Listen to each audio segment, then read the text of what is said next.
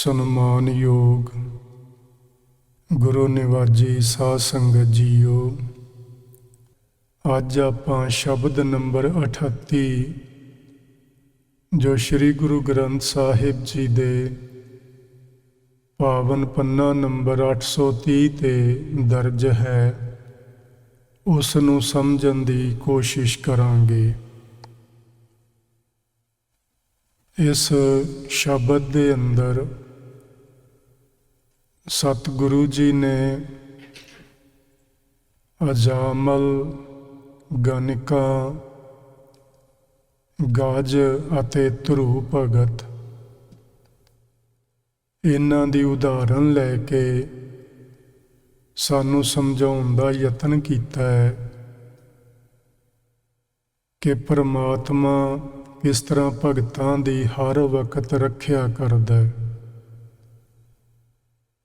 ਤੇ ਸਾਨੂੰ ਇਹ ਗੱਲ ਸਮਝਾਈਏ ਕਿ ਉਸ ਪਰਮਾਤਮਾ ਨੂੰ ਜਿਹੜਾ ਆਪਣੇ ਪਿਆਰਿਆਂ ਦੀ ਹਰ ਵਕਤ ਸਹਾਇਤਾ ਕਰਦਾ ਹੈ, ਤੁਸੀਂ ਉਸ ਨੂੰ ਆਪਣੇ ਨਿਕਟ ਵੇਖਿਆ ਕਰੋ, ਆਪਣੇ ਨੇੜੇ ਸਮਝੋ। ਉਹ ਸਾਡੇ ਤੋਂ ਇੰਨਾ ਨਜ਼ਦੀਕ ਹੈ ਕਿ ਇੰਨੀ ਕੋਈ ਹੋਰ ਚੀਜ਼ ਨੇੜੇ ਨਹੀਂ। ਸਾਡੇ ਹੱਥਾਂ ਪੈਰਾਂ ਤੋਂ ਵੀ ਪਰਮਾਤਮਾ ਸਾਡੇ ਜ਼ਿਆਦਾ ਨਜ਼ਦੀਕ ਹੈ। ਉਸ ਦੀ ਨਜ਼ਦੀਕਤਾ, ਉਸ ਦੀ ਨਿਕਟਤਾ ਨੂੰ ਸਮਝਣ ਵਾਸਤੇ ਗੁਰੂ ਜੀ ਨੇ 4 ਉਦਾਹਰਨਾਂ ਲਈਆਂ ਨੇ। ਆਪਾਂ ਪਿੱਛੇ ਜੇ ਇੱਕ ਸ਼ਬਦ ਗੁਰੂ ਤੇਗ ਬਹਾਦਰ ਸਾਹਿਬ ਮਹਾਰਾਜ ਜੀ ਦਾ ਸਮਝਿਆ ਸੀ, ਜਿਹਦੇ ਵਿੱਚ ਇਹਨਾਂ 4 ਦਾ ਹੀ ਉਹਨਾਂ ਨੇ ਖੋਲ੍ਹ ਕੇ ਖੁਲਾਸਾ ਕੀਤਾ ਸੀ। ਅੱਜ ਆਪਾਂ ਇਹਨੂੰ ਸੰਖੇਪ ਵਿੱਚ ਸਮਝਣ ਦੀ ਕੋਸ਼ਿਸ਼ ਕਰਾਂਗੇ ਕਿ ਅਜਾਮਲ ਕੌਣ ਸੀ, ਗਨਿਕਾ ਕੌਣ ਸੀ, ਗਜ ਅਤੇ ਧਰੂ ਭਗਤ ਕੌਣ ਸਨ। ਸੰਖੇਪ ਵਿੱਚ ਸਮਝਾਂਗੇ ਤੇ ਫਿਰ ਇਸ ਪੂਰੇ ਸ਼ਬਦ ਨੂੰ ਆਪਾਂ ਵਿਚਾਰਨ ਦੀ ਕੋਸ਼ਿਸ਼ ਕਰਾਂਗੇ। ਗੁਰੂ ਜੀ ਨੇ ਪਹਿਲਾਂ ਅਜਾਮਲ ਦੀ ਉਦਾਹਰਨ ਲਈ ਹੈ।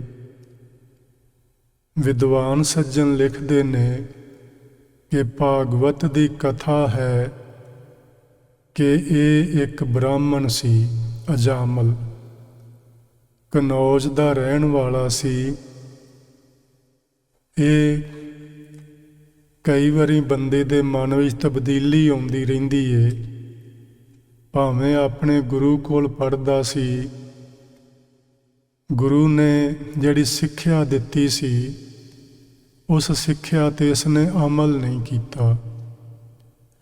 ਅਮਲ ਨਾ ਕਰਨ ਕਰਕੇ ਇਹ ਕੁਕਰਮੀ ਹੋ ਗਿਆ, ਇੱਕ ਵੇਸਵਾ ਦੇ ਕੋਲ ਜਾਣ ਲੱਗ ਪਿਆ, ਉਹਦੇ ਨਾਲ ਵਿਆਹ ਕਰਵਾ ਲਿਆ। ਉਹਦੇ ਕੁੱਖ ਤੋਂ 8-9 ਪੁੱਤਰ ਪੈਦਾ ਹੋਏ। ਜੰਗਲ ਵਿੱਚੋਂ ਗੁਜ਼ਰਦਿਆਂ ਕੋਈ ਮਹਾਂਪੁਰਸ਼ ਮਿਲੇ, ਉਹਨਾਂ ਨੂੰ ਇਸਨੇ ਆਪਣੀ ਵਿਥਿਆ ਸੁਣਾਈ ਕਿ ਮੈਂ ਸਾਰੀ ਜ਼ਿੰਦਗੀ ਇਹਨਾਂ ਕੁਕਰਮਾਂ ਵਿੱਚ ਬਤੀਤ ਕਰ ਦਿੱਤੀ ਏ। ਜੰਗਲੀ ਜਾਨਵਰ ਮਾਰ-ਮਾਰ ਖਾਂਦਾ ਰਿਹਾ, ਕੋਈ ਭਲਾ ਕਰਮ ਨਹੀਂ ਕੀਤਾ, ਤੇ ਮੇਰਾ ਉਧਾਰ ਕਿਵੇਂ ਹੋਵੇਗਾ, ਮੇਰਾ ਭਲਾ ਕਿਵੇਂ ਹੋਵੇਗਾ। ਉਹਨਾਂ ਮਹਾਂਪੁਰਸ਼ਾਂ ਨੇ ਇਹਨੂੰ ਆਖਿਆ ਸੀ ਕਿ ਜੋ ਤੇਰਾ ਸਭ ਤੋਂ ਛੋਟਾ ਪੁੱਤਰ ਹੈ ਉਹਦਾ ਨਾਮ ਨਰਾਇਣ ਰੱਖ ਦੇਈਂ। ਪੁੱਤਰ ਹੋਇਆ, ਉਹਦਾ ਨਾਮ ਨਰਾਇਣ ਰੱਖਿਆ। ਤੇ ਉਸ ਨਾਰਾਇਣ ਨੂੰ ਇਹ ਜਦੋਂ ਆਵਾਜ਼ ਮਾਰੇ ਤੇ ਇਸ ਨੂੰ ਪਰਮਾਤਮਾ ਯਾਦ ਆਉਣ ਲੱਗ ਪਿਆ। ਇਸ ਤਰ੍ਹਾਂ ਆਪਣੇ ਪੁੱਤਰ ਨਰਾਇਣ ਨੂੰ ਆਵਾਜ਼ਾਂ ਮਾਰਦਾ ਮਾਰਦਾ ਉਹ ਪਰਮਾਤਮਾ ਦੇ ਸਿਮਰਨ ਵਿੱਚ ਜੁੜ ਗਿਆ। ਸਿਮਰਨ ਵਿੱਚ ਐਸਾ ਜੁੜਿਆ ਕਿ ਉਹਦੀ ਸੁਰਤ ਮਾਲਕ ਦੇ ਨਾਲ ਇੱਕ-ਮਿਕ ਹੋਈ ਤੇ ਅਖੀਰ ਉਹਦੇ ਜੀਵਨ ਦਾ ਭਲਾ ਹੋਇਆ। ਸੋ ਗੁਰੂ ਜੀ ਨੇ ਸਾਨੂੰ ਇਹ ਗੱਲ ਸਮਝਾਉਣ ਦਾ ਯਤਨ ਕੀਤਾ ਹੈ ਕਿ ਕੋਈ ਕਿੰਨਾ ਵੀ ਕੁਕਰਮੀ ਹੋਵੇ, ਕਿੰਨਾ ਵੀ ਪਾਪੀ ਅਪਰਾਧੀ ਹੋਵੇ, ਪਰ ਜਦੋਂ ਅਖੀਰ ਉਹ ਪਰਮਾਤਮਾ ਦੇ ਨਾਮ ਨਾਲ ਜੁੜ ਜਾਂਦਾ ਹੈ ਤੇ ਪਰਮਾਤਮਾ ਦੇ ਨਾਮ ਵਿੱਚ ਇੰਨੀ ਸ਼ਕਤੀ ਜਾਂ ਇੰਨੀ ਸਮਰੱਥਾ ਹੁੰਦੀ ਹੈ ਕਿ ਉਹ ਉਸ ਨਾਮ ਜਪਣ ਵਾਲੇ ਦਾ ਪਾਰ ਉਤਾਰਾ ਨਾਮ ਜਪਣ ਕਰਕੇ ਹੋ ਜਾਂਦਾ ਹੈ। ਦੂਜੇ ਨੰਬਰ 'ਤੇ ਸਤਿਗੁਰੂ ਜੀ ਨੇ ਗਣਿਕਾ ਦੀ ਉਦਾਹਰਨ ਲਈ। ਗਣਿਕਾ ਦੇ ਸ਼ਬਦ ਤੋਂ ਹੀ ਆਪਾਂ ਸਮਝਦੇ ਦਾ ਗਣਿਕਾ ਦਾ ਅਰਥ ਹੀ ਵੇਸਵਾ ਹੁੰਦਾ ਹੈ। ਇਹ ਵੀ ਸਾਰੀ ਜ਼ਿੰਦਗੀ ਮਾੜਿਆਂ ਕਰਮਾਂ ਵਿੱਚ ਬਿਤਾਈ। ਇੱਕ ਦਿਨ ਬਰਸਾਤ ਦਾ ਸਮਾਂ ਏ, ਕੋਈ ਮਹਾਂਪੁਰਸ਼ ਦੇ ਘਰ ਦੇ ਕੋਲੋਂ ਲੰਘਦੇ ਨੇ ਪਏ। ਮੀਂਹ ਪੈਂਦਾ ਵੇਖ ਕੇ ਇਹਦੇ ਦਰਵਾਜ਼ੇ ਨੂੰ ਉਹਨਾਂ ਖੜਕਾਇਆ। ਗਣਿਕਾ ਨੇ ਦਰਵਾਜ਼ਾ ਖੋਲ੍ਹਿਆ। ਮਹਾਂਪੁਰਸ਼ਾਂ ਨੇ ਆਖਿਆ, ਬੇਟਾ ਮੈਂ ਇੱਥੇ ਰਾਤ ਕੱਟਣੀ ਚਾਹੁੰਦਾ। ਗਣਿਕਾ ਆਖਣ ਲੱਗੀ ਕਿ ਤੁਸੀਂ ਗਲਤ ਜਗ੍ਹਾ 'ਤੇ ਆ ਗਏ ਹੋ। ਇੱਥੇ ਰਾਤ ਰਹਿਣ ਦੀ ਕੋਈ ਜਗ੍ਹਾ ਨਹੀਂ। ਨਾਲੇ ਤੁਸੀਂ ਸਾਧੂ ਲੋਕ ਹੋ, ਲੋਕ ਵੇਖਣਗੇ ਤੇ ਕੀ ਆਖਣਗੇ। ਤੁਸੀਂ ਇੱਥੋਂ ਜਲਦੀ ਨਾਲ ਚਲੇ ਜਾਓ। ਉਹਨੇ ਪੁੱਛਿਆ, ਬੇਟਾ ਗੱਲ ਕੀ ਏ? ਲੋਕੀ ਮੈਨੂੰ ਕਿਉਂ ਕੁਛ ਆਖਣਗੇ? ਫਿਰ ਉਸਨੇ ਸਾਰੀ ਆਪਣੀ ਕਥਾ ਕਹਾਣੀ ਸੁਣਾਈ।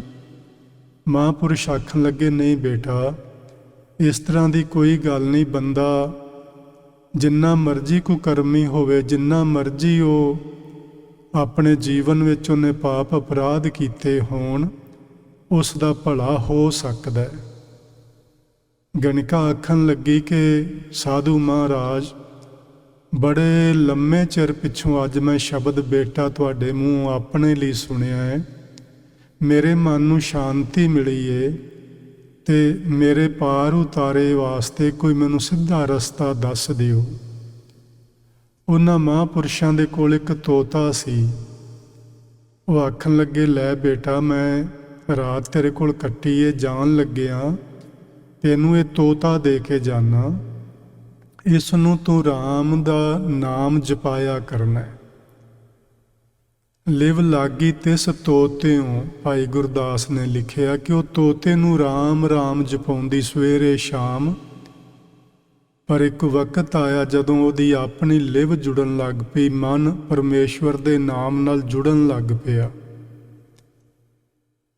ਸੋ ਜਦੋਂ ਵੀ ਕਿਸੇ ਪ੍ਰਾਣੀ ਦਾ ਮਨ ਜਾਂ ਉਹਦੀ ਸੁਰਤ ਪਰਮਾਤਮਾ ਦੇ ਨਾਮ ਨਾਲ ਜੁੜਨ ਲੱਗ ਪਏ ਤੇ ਪਰਮਾਤਮਾ ਦੇ ਨਾਮ ਵਿੱਚ ਇੰਨੀ ਸੱਤਾ ਹੈ, ਇੰਨੀ ਸ਼ਕਤੀ ਹੈ ਕਿ ਉਹ ਸਾਡੀ ਟੁੱਟੀ ਹੋਈ ਸੁਰਤ ਨੂੰ ਆਪਣੇ ਵੱਲ ਖਿੱਚਣ ਦੀ ਤਾਕਤ ਰੱਖਦਾ ਹੈ। ਇਹਦਾ ਵੀ ਭਲਾ ਹੋਇਆ। ਤੀਜੇ ਨੰਬਰ 'ਤੇ ਗੁਰੂ ਜੀ ਨੇ ਗੱਜ ਦੀ ਉਦਾਹਰਨ ਲਈ ਹੈ। ਗੱਜ ਹਾਥੀ ਨੂੰ ਕਹਿੰਦੇ ਨੇ। ਇਹਦਾ ਨਾਮ ਗੱਜ ਇੰਦਰ ਵੀ ਗੁਰਬਾਣੀ ਵਿੱਚ ਆਖਿਆ ਗਿਆ ਹੈ, ਹਾਥੀਆਂ ਦਾ ਰਾਜਾ। ਇਹ ਵੀ ਇੱਕ ਪੁਰਾਣਿਕ ਕਥਾ ਹੈ। ਇਹ ਇੱਕ ਗੰਧਰਵ ਸੀ, ਯਾਨੀ ਦੇਵਤਿਆਂ ਦੇ ਦਰਬਾਰ ਵਿੱਚ ਸਾਜ਼ ਵਜਾਉਣ ਵਾਲਾ। ਕਿਸੇ ਰਿਸ਼ੀ ਦੇ ਸਰਾਪ ਨਾਲ ਇਹਨੂੰ ਹਾਥੀ ਦਾ ਜਨਮ ਮਿਲਿਆ ਸੀ। ਹਾਥੀ ਦਾ ਜਨਮ ਮਿਲਿਆ। ਵਰਨ ਦੇ ਤਲਾਬ ਵਿੱਚ ਇਹ ਪਾਣੀ ਪੀਣ ਲਈ ਗਿਆ। ਇਸ ਨੂੰ ਉੱਥੇ ਤੰਦੂਏ ਨੇ ਫੜ ਲਿਆ। ਇਹ ਬਾਹਰ ਨੂੰ ਖਿੱਚਦਾ ਹਾਥੀ ਤੰਦੂਆ ਉਹਨੂੰ ਪਾਣੀ ਦੇ ਵਿੱਚ ਡੂੰਘੀ ਥਾਂ ਵੱਲ ਖਿੱਚਦਾ ਖਿੱਚਦਾ ਲੈ ਗਿਆ। ਜਦੋਂ ਇਹ ਡੁੱਬਣ ਲੱਗਾ ਤਾਂ ਇਸ ਨੇ ਇਤਿਹਾਸ ਵਿੱਚ ਜੀ ਇਸੇ ਤਰ੍ਹਾਂ ਹੀ ਲਿਖਿਆ ਹੋਇਆ ਹੈ ਕਿ ਪਰਮਾਤਮਾ ਦੀ ਓਟ ਲਈ। ਪਰਮਾਤਮਾ ਦੀ ਓਟ ਲੈਣ ਤੋਂ ਭਾਵ ਹੈ ਕਿ ਮਨ ਹੀ ਮਨ ਇਸ ਨੇ ਅਰਦਾਸ ਕੀਤੀ। ਅਰਦਾਸ ਆਪਾਂ ਸਮਝ ਸਕਦੇ ਹਾਂ ਕਿ ਹਾਥੀ ਨੂੰ ਕੋਈ ਅੱਖਰ ਤੇ ਨਹੀਂ ਆਉਂਦੇ ਹੋਣੇ ਬੋਲਣੇ, ਕੋਈ ਸ਼ਬਦ ਤੇ ਨਹੀਂ ਵਰਤੇ ਹੋਣੇ, ਪਰ ਹਰ ਜੀਵ ਦੇ ਅੰਦਰ ਇੱਕ ਉਹਦੀ ਮਨੋਭਾਵਨਾ ਹੁੰਦੀ ਹੈ। ਕਈ ਵਾਰੀ ਅਸੀਂ ਆਪਣੀ ਪੀੜਾ ਨੂੰ ਜਦੋਂ ਪਰਮਾਤਮਾ ਦੇ ਸਾਹਮਣੇ ਰੱਖਦੇ ਹਾਂ ਤੇ ਉਦੋਂ ਅਸੀਂ ਸ਼ਬਦ ਨਹੀਂ ਵਰਤਦੇ। ਸਾਡੀ ਭਾਵਨਾ ਹੀ ਇੱਕ ਅਜਿਹੀ ਅੰਦਰੋਂ ਪ੍ਰਗਟ ਹੁੰਦੀ ਹੈ ਜਿਹੜੀ ਰੱਬ ਤੱਕ ਪਹੁੰਚ ਜਾਂਦੀ ਹੈ। ਇਸੇ ਤਰ੍ਹਾਂ ਅਸੀਂ ਆਪਣਾ ਦੁੱਖ ਸੁੱਖ ਕਈ ਵਾਰੀ ਆਪਣੇ ਬਜ਼ੁਰਗਾਂ ਨੂੰ, ਆਪਣੇ ਵੱਡਿਆਂ ਨੂੰ ਦੱਸਦੇ ਹਾਂ। ਉਦੋਂ ਵੀ ਬਹੁਤ ਵਾਰੀ ਅਸੀਂ ਕੁਝ ਵੀ ਨਹੀਂ ਬੋਲਦੇ। ਉਹ ਸਾਡੇ ਚਿਹਰੇ ਨੂੰ ਵੇਖ ਕੇ, ਸਾਡੇ ਹਾਵ ਭਾਵ ਵੇਖ ਕੇ ਸਾਡੇ ਬਜ਼ੁਰਗ ਸਾਡੇ ਦੁੱਖ ਜਾਂ ਸਾਡੇ ਸੁੱਖ ਨੂੰ ਸਮਝ ਜਾਂਦੇ ਨੇ।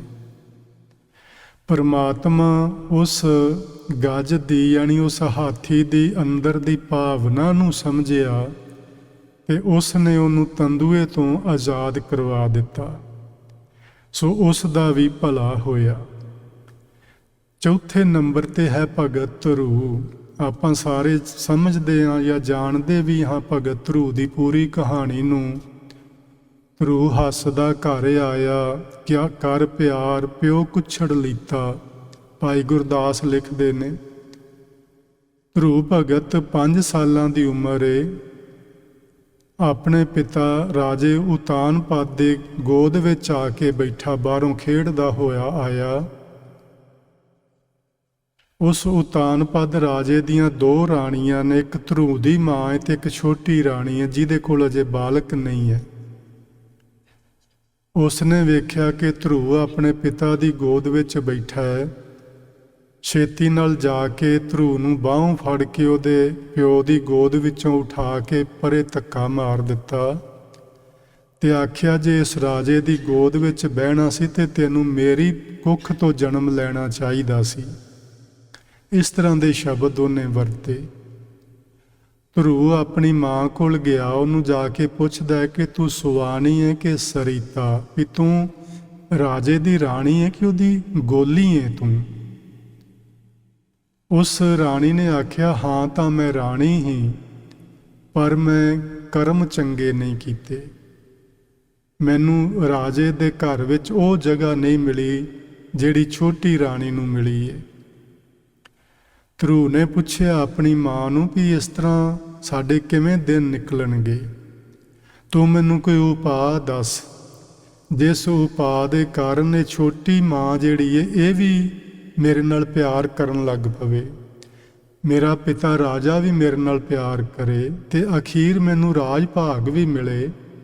कोई मैनू तरीका दस, कोई जुगत दस। उहदी मां ने बड़े प्यार नाल उहनूं समझाया कि सारे दुश्मन सज्जन बन सकते ने जे तू परमात्मा दे नाम दा सिमरन करें, जे भगती करें। वो 5 वरियां दा बालक घरों भगती करन लई तुर पिया। नारद ऋषि उसनूं जंगल विच मिलिया, उसने उन्हों परमात्मा दे भजन करन दी कोई विਉਂਤ दसी, कोई ढंग तरीका दसिया, नाम शब्द दिता ते ध्रुव भगत ने उस शब्द का अभ्यास किया, जिस दा अभ्यास करन दे नाल राजे ने वापस उसनूं अपने घर बुलाया, राज भाग दिता ते नाल उस तो मुआफ़ी मंगी। तो ये 4 उदाहरणां गुरु तेग बहादुर साहिब महाराज जी ने लईआं ने और सानू ये दसना चाहया उन्होंने कि परमात्मा कोई मनुख जिहो जे मर्जी उन्हें कर्म कीते होण, लेकिन जदों वो परमात्मा की भगती विच जुड़ जाता है ਉਹਦੇ पिछले कीते हुए सारे गुनाह मुआफ़ हो जाते हैं। गुरबाणी विच आपां नूं इस तरह समझाया गया इन्हां पापां दे संबंध विच कि जिस तरह लकड़ी लखां मन लकड़ी दा ढेर होवे ते एक छोटी जी अग दी चिंगारी उस नूं ला दित्ती जाए ते वो लखां मन लकड़ी एक छोटी जी चिंगारी दे लगन नाल सड़ के सुआह हो जाती है। इसे तरह चाहे असी लखां पाप अपराध कीते होण, पर जे अंतर आत्मे असी नाम दा जप करना शुरू कर दईए ते नाम विच ये शक्ति है कि उन्हां अनेकां पापां अपराधां नूं साड़ के सुआह करन दी ताकत नाम विच है। सो सानू परमात्मा दा नाम जपना चाहिदा, उहदे नाम दा सिमरन करना चाहिदा है। आओ हुण इस शब्द नूं असीं संखेप विच समझदे हां। पहला बंद जो रहाओ वाला बंद है उहदे विच गुरु जी आखदे ने दुख हरता हर नाम पछानो। पछानो दा मतलब है समझो।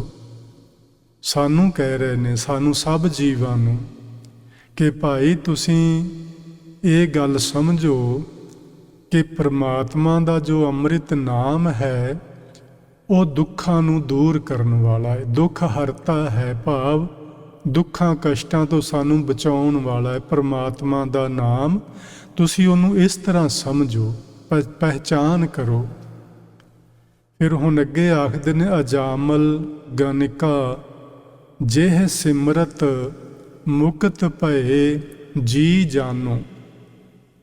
ਮਨ ਕਰਕੇ ਇਸ ਗੱਲ ਨੂੰ ਸਮਝੋ, ਅੰਤਰ ਆਤਮੇ ਧਿਆਨ ਧਰ ਕੇ ਇਸ ਗੱਲ ਨੂੰ ਸਮਝੋ ਕਿ ਅਜਾਮਲ ਵਰਗਾ ਪਾਪੀ, ਗਣਕਾਂ ਵਰਗੀ ਪਾਪਣ ਜਿਸ ਪਰਮਾਤਮਾ ਦੇ ਨਾਮ ਦਾ ਸਿਮਰਨ ਕਰਕੇ ਉਹ ਵਿਕਾਰਾਂ ਤੋਂ ਮੁਕਤ ਹੋ ਗਏ, ਉਹਨਾਂ ਦੀ ਵਿਕਾਰਾਂ ਤੋਂ ਬੰਦ ਖਲਾਸੀ ਹੋ ਗਈ।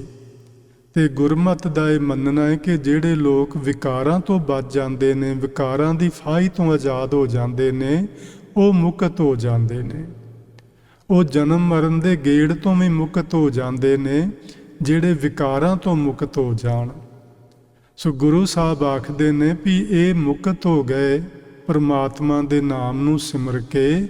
ਤੁਸੀਂ ਇਸ ਗੱਲ ਨੂੰ ਮਨ ਕਰਕੇ ਸੱਚੀ ਸਮਝੋ, ਸੱਚੀ ਜਾਣੋ, ਤੇ ਇਹ ਗੱਲ ਮਨ ਵਿੱਚ ਦ੍ਰਿੜ ਕਰ ਲਵੋ ਕਿ ਪਰਮਾਤਮਾ ਦਾ ਜੋ ਅੰਮ੍ਰਿਤ ਨਾਮ ਹੈ ਉਹ ਦੁੱਖਾਂ ਨੂੰ ਦੂਰ ਕਰਨ ਵਾਲਾ ਹੈ। ਇਹ ਪਹਿਲਾ ਬੰਦ ਹੈ ਜੀ, ਰਹਾਉ ਵਾਲਾ।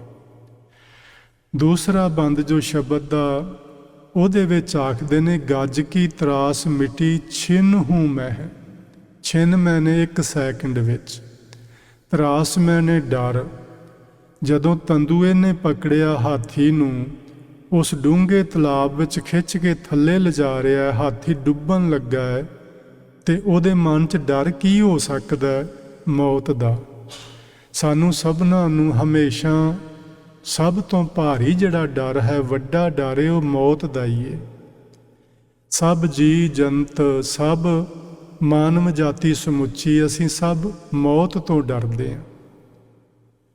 ਜਦੋਂ ਹਾਥੀ ਡੁੱਬਣ ਲੱਗਾ, ਇਸ ਨੂੰ ਵੀ ਮੌਤ ਦਾ ਡਰ ਡਰਾਉਣ ਲੱਗਾ। ਜਿਵੇਂ ਹੀ ਮੌਤ ਦਾ ਡਰ ਅੰਦਰ ਆਇਆ ਤੇ ਅੰਦਰੋਂ ਇੱਕ ਭਾਵਨਾ ਪੈਦਾ ਹੋਈ, ਰੱਬ ਦੇ ਅੱਗੇ ਮਨ ਹੀ ਮਨ ਅਰਦਾਸ ਨਿਕਲੀ। ਤੇ ਗੁਰੂ ਜੀ ਆਖਦੇ ਨੇ, ਗੱਜ ਕੀ ਤਰਾਸ, ਉਹਦਾ ਜਿਹੜਾ ਉਹ ਡਰ ਸੀ ਮੌਤ ਦਾ, ਮਿੱਟੀ ਛਿਨ ਹੂੰ ਮੈਂ, 1 ਛਿਨ ਭਰ ਵਿੱਚ ਉਹ ਜਿਹੜਾ ਡਰ ਸੀ ਉਹ ਖਤਮ ਹੋ ਗਿਆ। ਕਦੋਂ? ਜਬ ਹੀ ਰਾਮ ਬਖਾਨੋ, ਜਿਵੇਂ ਹੀ ਉਸਨੇ ਰਾਮ ਦਾ ਨਾਮ ਵਖਾਨਿਆ ਜਾਂ ਰਾਮ ਨੂੰ ਯਾਦ ਕੀਤਾ, ਜਿਵੇਂ ਹੀ ਉਸਨੇ ਪਰਮਾਤਮਾ ਨੂੰ ਯਾਦ ਕੀਤਾ, ਤਿਵੇਂ ਹੀ ਮਰਨ ਦਾ ਡਰ ਦੂਰ ਹੋ ਗਿਆ। ਭਾਵ ਤੰਦੂਏ ਤੋਂ ਉਹਦੀ ਬੰਦ ਖਲਾਸੀ ਹੋ ਗਈ, ਆਜ਼ਾਦ ਹੋ ਕੇ ਉਹ ਉਸ ਤਲਾਬ ਚੋਂ ਬਾਹਰ ਨਿਕਲ ਆਇਆ। ਅੱਗੇ ਆਖਦੇ ਨੇ, ਨਾਰਦ ਕਹਿਤ ਸੁਨਤ ਧਰੂ ਬਾਰਿਕ ਭਜਨ ਮਾਹੇ ਲਪਟਾਨੋ। ਜਦੋਂ ਧਰੂ ਭਗਤ ਜੰਗਲ ਵਿੱਚ ਗਿਆ, ਉਸ ਨੂੰ ਨਾਰਦ ਜੀ ਮਿਲੇ। ਨਾਰਦ ਨੇ ਉਸ ਨੂੰ ਪਰਮਾਤਮਾ ਦੇ ਨਾਮ ਜਪਣ ਦੀ ਵਿਧੀ ਸਮਝਾਈ ਤੇ ਨਾਮ ਕੀ ਹੈ ਰੱਬ ਦਾ ਉਹ ਦੱਸਿਆ। ਸੁਨਤ ਧਰੂ ਬਾਰਿਕ, ਉਸ ਧਰੂ ਬਾਲਕ ਨੇ ਜੋ 5 ਵਰ੍ਹਿਆਂ ਦਾ ਹੈ, ਉਸ ਨੇ ਉਸ ਨਾਰਦ ਰਿਸ਼ੀ ਦੇ ਬਚਨਾਂ ਨੂੰ ਧਿਆਨ ਨਾਲ ਸੁਣਿਆ।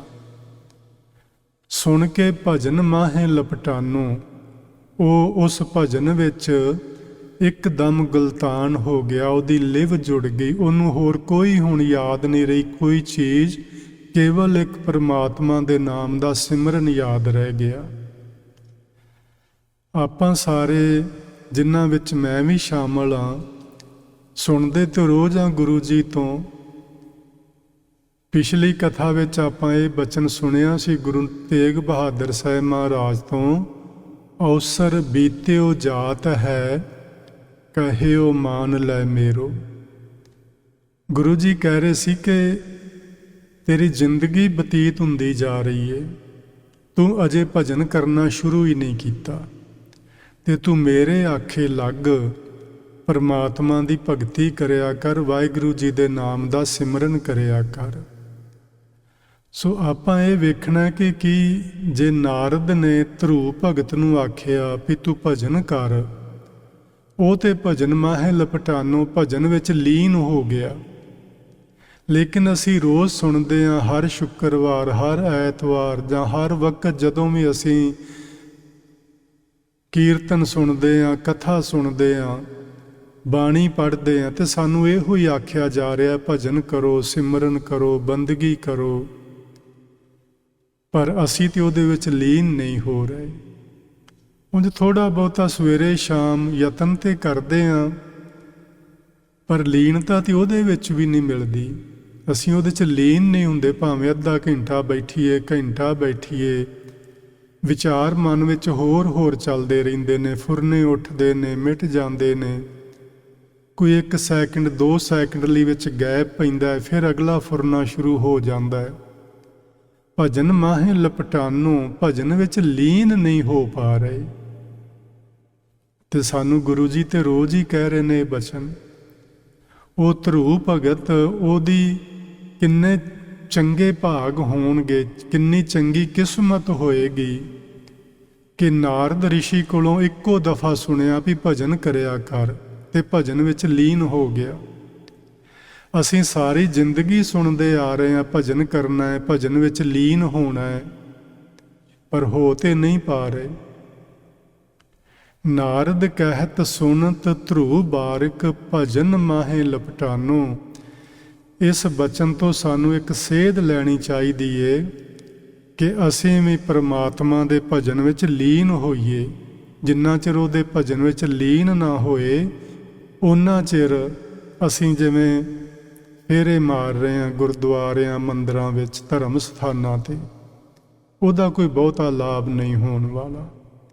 ਭਾਵੇਂ ਹੋ ਸਕਦਾ ਕਿ ਕਦੀ ਨਾ ਕਦੀ ਸਾਡੇ ਮਨ ਵਿੱਚ ਇਹ ਗੱਲ ਘਰ ਘਰ ਜਾਏ ਕਿ ਸਾਨੂੰ ਸਾਰੀ ਜ਼ਿੰਦਗੀ ਲੰਘ ਚੱਲੀ ਇਹ ਗੱਲਾਂ ਸੁਣਦਿਆਂ, ਪਰ ਅਸੀਂ ਭਜਨ ਵਿੱਚ ਲੀਨ ਕਦੋਂ ਹੋਵਾਂਗੇ। ਹੋ ਸਕਦਾ ਕੋਈ ਠੋਕਰ ਲੱਗ ਜਾਏ ਕਦੀ, ਪਰ ਅਜੇ ਤੱਕ ਫੇਰੇ ਹੀ ਮਾਰੀ ਜਾ ਰਹੇ ਹਾਂ। ਅਖੀਰਲਾ ਬਚਨ ਹੈ ਗੁਰੂ ਤੇਗ ਬਹਾਦਰ ਸਾਹਿਬ ਮਹਾਰਾਜ ਜੀ ਦਾ, ਜਿਸ ਵਿੱਚ ਉਹ ਆਖਦੇ ਨੇ, ਅਚਲ ਅਮਰ ਨਿਰਭੈ ਪਦ ਪਾਇਓ, ਜਗਤ ਜਾਹੇ ਹੈਰਾਨੋ। ਧਰੂ ਬਾਲਕ ਨੇ ਨਾਰਦ ਜੀ ਤੋਂ ਪ੍ਰਭੂ ਦੀ ਭਗਤੀ ਦਾ ਰਸਤਾ ਸੁਣ ਕੇ ਇੰਨੀ ਲੀਨਤਾ ਹਾਸਲ ਕਰ ਲਈ, ਇੰਨਾ ਮਨ ਜੋੜ ਕੇ ਨਾਮ ਜਪਿਆ।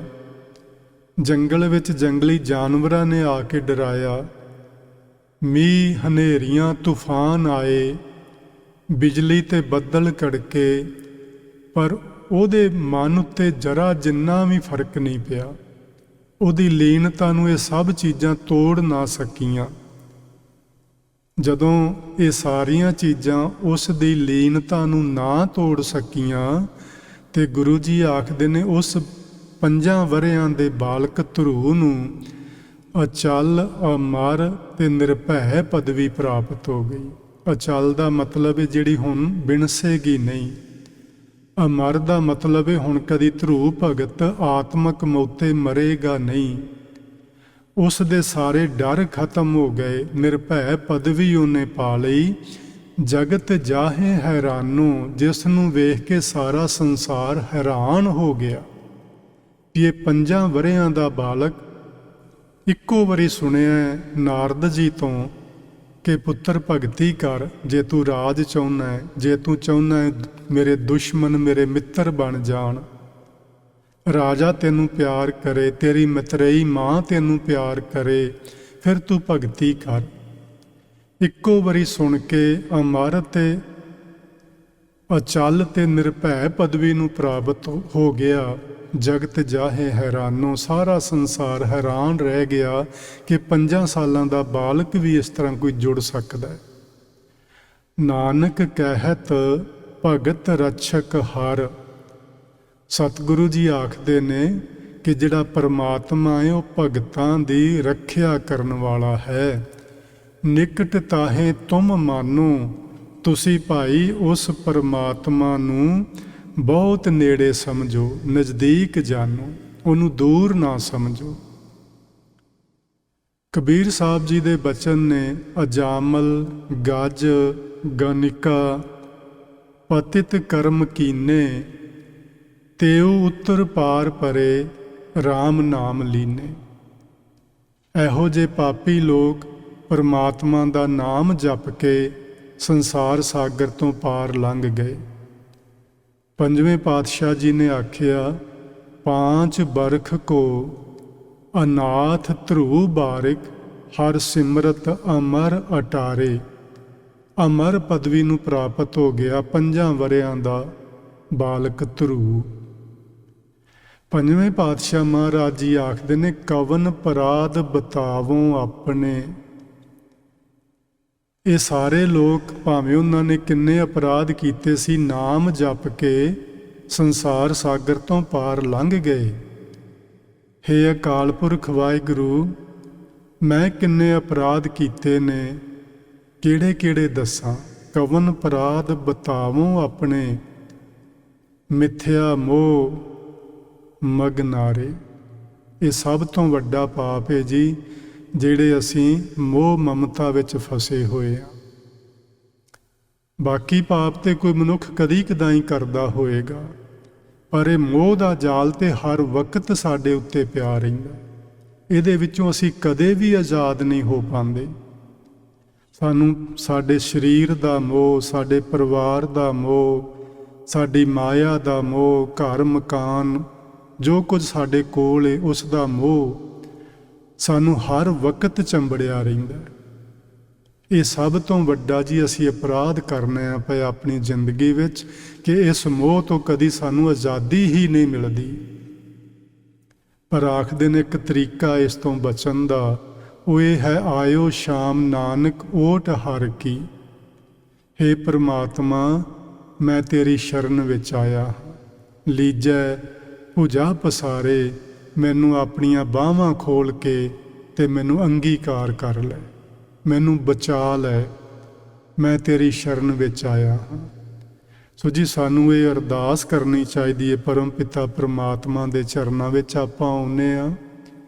ਹਰ ਵਕਤ ਸਾਨੂੰ ਇਸ ਅਰਦਾਸ ਦੀ ਭਾਵਨਾ ਵਿੱਚ ਰਹਿਣਾ ਚਾਹੀਦਾ ਹੈ ਕਿ ਪਤਾ ਨਹੀਂ ਕਿੰਨੇ ਕੁ ਮਾੜੇ ਕਰਮ ਅਸਾਂ ਕੀਤੇ ਨੇ, ਪਰ ਪਰਮਾਤਮਾ ਅਸੀਂ ਹੁਣ ਤੇਰੇ ਦਰ ਤੇ ਆਉਂਦੇ ਹਾਂ, ਸਾਡੇ ਤੇ ਰਹਿਮਤ ਕਰ, ਸਾਡੇ ਗੁਨਾਹ ਮਾਫ ਕਰਕੇ ਸਾਨੂੰ ਆਪਣੇ ਨਾਮ ਸਿਮਰਨ ਦੀ ਦਾਤ ਬਖਸ਼।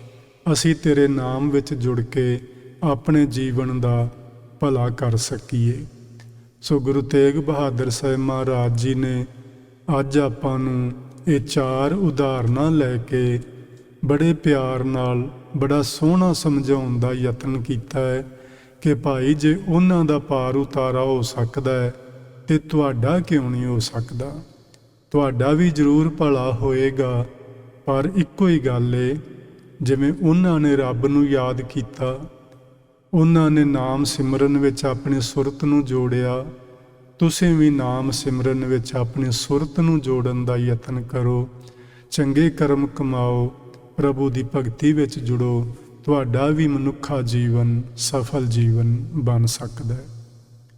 ਆਪ ਸਾਰੀ ਸੰਗਤ ਨੇ ਬੜੇ ਪਿਆਰ ਨਾਲ ਬੈਠ ਕੇ ਅੱਜ ਦੇ ਵਿਚਾਰ ਨੂੰ ਸੁਣਿਆ, ਤੁਹਾਡਾ ਵੀ ਬਹੁਤ ਬਹੁਤ ਧੰਨਵਾਦ।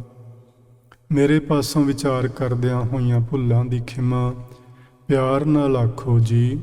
ਵਾਹਿਗੁਰੂ ਜੀ ਕਾ ਖਾਲਸਾ, ਵਾਹਿਗੁਰੂ ਜੀ ਕੀ ਫਤਿਹ।